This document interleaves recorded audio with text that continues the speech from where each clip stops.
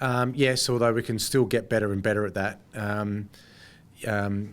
Age and games played is not an excuse. Some of the best young players in the competition love the big stage and they love the big occasion. It's more about replicating that ability to get it right when it matters. Luckily, I worked at Geelong through those premiership years where some players, like Jimmy Bartell, Paul Chapman, they walk onto the MCG on grand final day, and if anything, their heart rate decreases. They feel like they belong there. We've seen other players who step onto the MCG on grand final day and the anxiety is just too much for them. So some players have it naturally in them. Other players have to keep developing it and learning it, and the more they get exposed to those situations, the better they become at it. Do you think you found out a few on either side of the equation from your group this year? I think so. I think we can probably pinpoint the ones that we know they just love the big stage, they love the big occasion. The bigger the game, the better that they play almost. So, but that you sometimes don't know that until you expose players to that risk. And we try everything we possibly can to replicate that anxiety at training. You just can't do it. I mean, today we trained here at Amy Stadium and there was no one here watching, because we closed the session. But you cannot replicate match anxiety on a training day. You have to keep exposing your players to those pressures on game day. Right or wrong, Josh Jenkins cops a fair bit of flack on talkback after the game. Is that unfair, or did you have a chat to him after the game? Josh Jenkins, no, yeah, I have my weekly review with each player, and we go through the areas that they did really well, and some areas that we still need to keep working on. And yeah, Josh was no different to any other player that I've spoken to this week. There's some things he did well, there's some things he needs to keep working on, and yeah, that's a I guess a conversation I have with every player every week. Just back to Scott Thompson, how confident are you that he can get through this whole game? It's obviously being a concern. You probably thought he might only miss 1 week. But... Yeah, I'll have. I think all of us will have our fingers crossed that he gets through the game okay. It's a tricky one because we were really confident taking him into the previous 2 times that he's taken that injury in.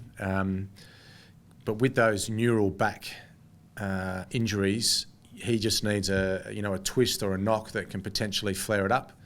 But the way that he plays, he'll go in 100 miles an hour, and hopefully, fingers crossed, he gets through the game okay. There's no Brent Harvey to worry about.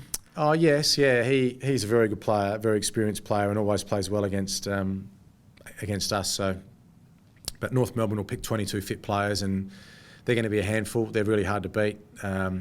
Neutral venue too, Hobart, we've never been there, so that'll be a challenge for us as well. We'll get down there tomorrow and have a light training session, have a look at the conditions, and go into it hopefully feeling confident. Brendan, just an update on Van Berlo. No, he's no chance of coming back. It's a tough one. It depends how deep we go, because he's almost getting ready to play, the skipper, but he hasn't played obviously any footy this year, and he's only been with the group for the last sort of couple of weeks. So we'll see what happens in the next few weeks, how deep we go. I'd love to play him, but the SANFL play their last game this weekend. So unfortunately, he won't get any match play in before an AFL game. So you have to say he's unlikely, but don't write him off. Don't write him off yet because he still could play a role for us.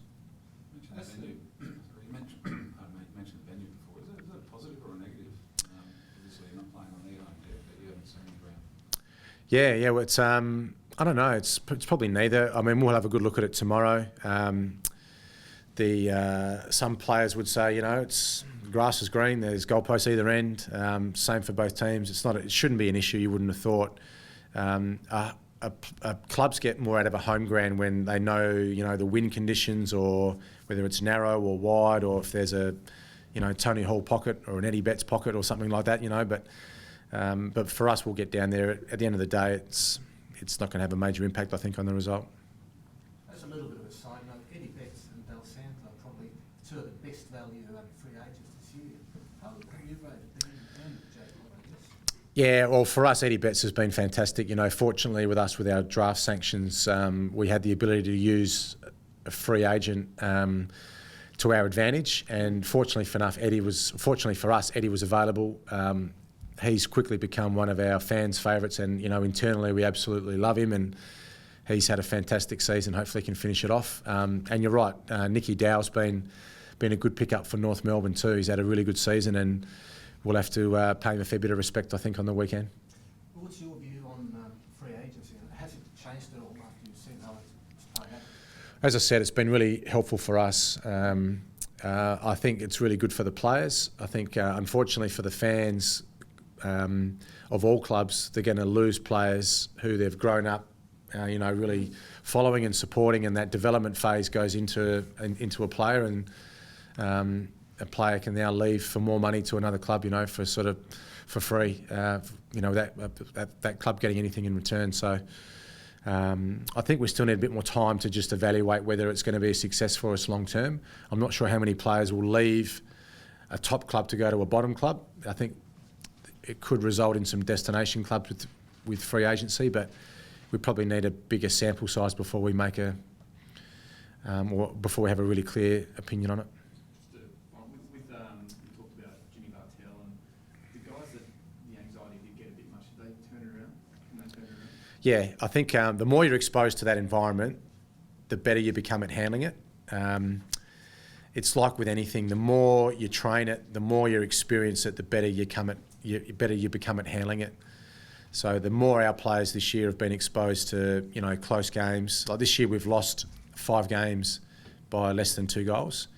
In 2012, we won those games. We won the close ones. This year we've had a bit more trouble with the closer ones. So once again, we keep trying to expose players to that pressure to make them better at it. And as I said, some guys are born with it; they can handle it. Other guys, you have to teach it. Well, surely that's got to be centimetre perfect.